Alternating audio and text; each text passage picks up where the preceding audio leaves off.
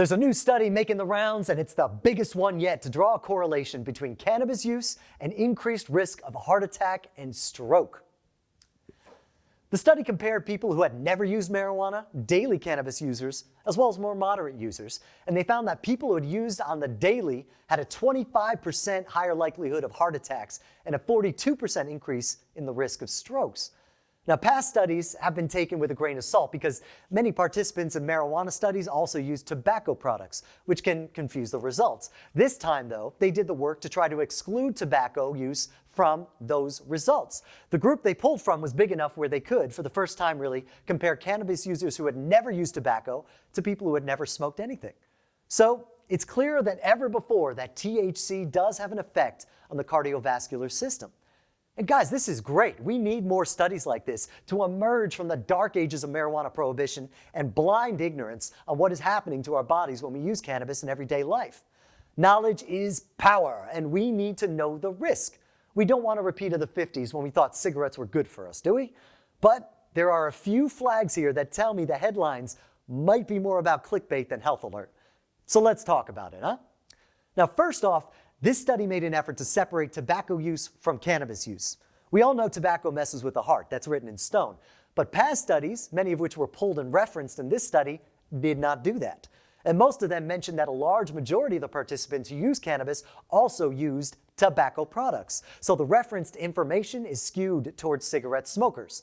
Even if we eliminate cigarettes entirely, as in this study, 75% of the cannabis users interviewed said they smoke their cannabis. Neither this study nor anyone before it bothered to put much effort into differentiating how people consume.